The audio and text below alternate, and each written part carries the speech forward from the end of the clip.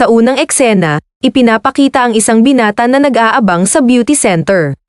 Nag-aalala siya para sa kanyang kasintahan. Isa pang babae na nagngangalang Sei ay naghahanda rin para sa kanyang kasal. Sinisikap niyang tiyakin sa binata na darating na ang kanyang kasintahan. Totoo nga, dumating ang babae at naganap ang kasal. Si Pong ay isang chef sa isa sa mga pinakasikat na hotel sa Korea, ngunit siya ay laging nasa laban-laban sa punong chef ng hotel na si Chun.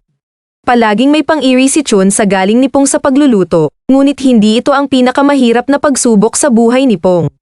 Pagkatapos ng kasal, niloko siya ng kanyang asawa kasama ang manager ng hotel kung saan siya nagtatrabaho. Ngunit dahil sa pagmamahal, ibinigay niya sa kanya ang isa pang pagkakataon. Sa sumunod na eksena, si Sei ay kasama ang kanyang fiancé at nag-uusap tungkol sa kanilang kasal. Si Sei ay anak ng mayaman na negosyante na naghahanda ng malaking hapunan para sa pagdiriwang ng kasal ni Sei at Pong sa hotel ni Pong. Gusto ni Sei ang pansit, pero sinabi ni Chun na wala ito sa menu. Ngunit nang makita niya si Pong, nalaala niya siya at hinihiling na maghanda ng pansit para sa kanya. Nilalabas ni Pong si Sei at sinasabi na dadalhin niya ang pansit sa kanya. Pumasok siya sa maliit na restaurant sa harap ng hotel para mag-order ngunit nag-aaway ang mga chef at hindi nila magawa ang lutuin. Pumunta si Sei sa kanila at sinabihan sila ni Pam na magtigil. Isa sa kanila ang pumunta sa may-ari ng restaurant upang iulat ang nangyari. Ang may-ari ay si Chil, isang gangster dati na nagdesisyon maging negosyante. Siya ang may-ari ng malaking building kung saan may kumpanya ng pautang at ang restaurant kung saan nagtatrabaho ang kanyang mga tauhan. Ngunit nabigo sila at si Pong ang unang customer nila sa matagal na panahon. Galit si Chil at sinundan si Pong para saktan siya. Ngunit dumating si Sei na galit at pinalalayas ang dalawa. Sinasabihan niya si Pong na mahuli na siya at sinasabing bukas ang kasal niya at wala siyang oras. Apektado pa rin si Pong sa pagnanakaw ng kanyang asawa, kaya't sinasabi niya sa kanya na lahat sila'y mga sinungaling. Inirerekomenda niyang kanselahin ang kasal. Sinusuportahan siya ni Chil at galit na Sei na labis na umiibig sa kanyang fiancé, na sinasabi kay Pong na hindi lahat ng tao ay pareho. Pagkatapos ay umalis siya. Nang bumalik si Pam sa kanyang bahay, humingi ng diborsyo ang kanyang asawa at sinabi na in love siya kay Don. Si Don ang may kakayahan sa kanyang magandang buhay. Ngunit hindi lang iyon, si Don ay pinalayas si Pam sa kanyang trabaho. Sobrang gulat si Pam dahil nagtrabaho siya sa hotel na iyon ng 10 taon. Bago siya umalis, niyurakan siya ni Chen, sinabihan siyang ikinahihiya siya ng kanyang asawa at sa ganitong uri lang ng tao siya pinakasalan, para sa ama nito. Nagalit si Pam sa kanilang dalawa, nagsumpa siyang maghihiganti. Bumalik si Sei upang kunin ang kasuotan ng kanyang fiancé at sa di inaasahang pagkakataon ay naroroon si Chil at ang mga tauhan nito. Dahil sa pagkakamali, akusado si Sei ng pagnanakaw. Pinalo ni Chil at ang kanyang mga tauhan ang mga gwardya at hinuli ang magnanakaw. Nagpasalamat si Sei kay Chil at nagmadali sa kanyang kasal. Ngunit biglang sumugod ang mga pulis sa wedding hall at hinuli ang kanyang ama dahil sa pandaraya sa pera. Dahil dito, iniwan siya ng kanyang fiancé.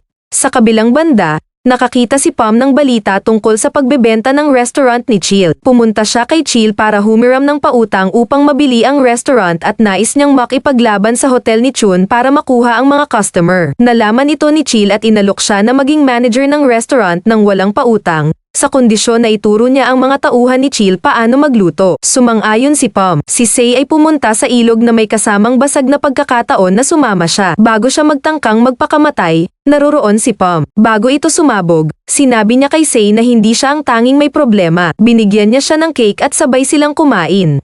Nang magutom si Sei, inalok siya ni Pam ng laman ng pansit. Tinanggap ito ni Sei ngunit hindi niya ipinaalam sa kanya ang kanyang totoong pagkatao. Nalaman ni Sei na si Chil ang may-ari ng restaurant.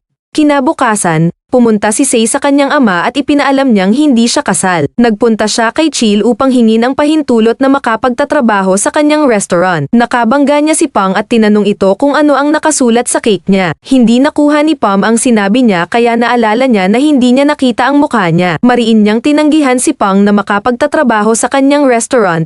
Nalaala niya ang sinabi nito noong huli silang nag-usap, kaya't malungkot na umalis si Sei. Pero naalala ni Pang ang babaeng nais magpakamatay, at naalala niya ang boses nito. Alam niyang ito'y siya, kaya't agad siyang nagpunta sa kanya at humingi ng paumanhin.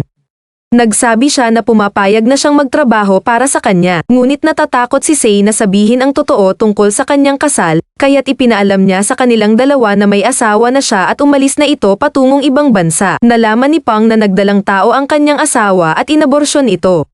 Galit siya at pumasok sa hotel. Sinaktan siya nito at binalaan na pagsisisihan niya ang kanyang ginawa. Pero tinawag ni Don ang mga gwardya. Kinabukasan, pumunta ang dating asawa ni Pang at humingi ng paumanhin sa mga nangyari.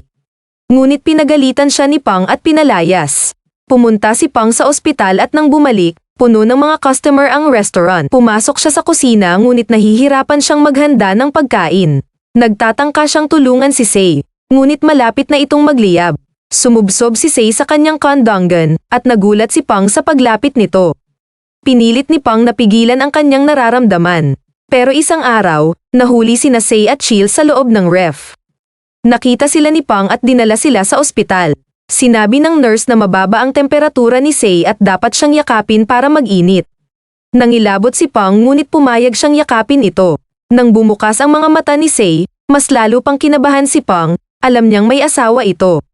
Ginawa ni Pang ang lahat para mag-focus sa kanyang trabaho.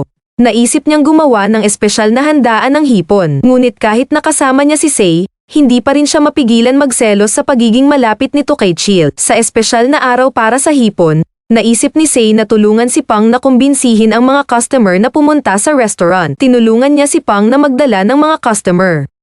Nang malaman ni Chun ang nangyari, nagalit siya at pumunta sa restaurant ni Pang. Nagsimula na ang laban para sa mga customer.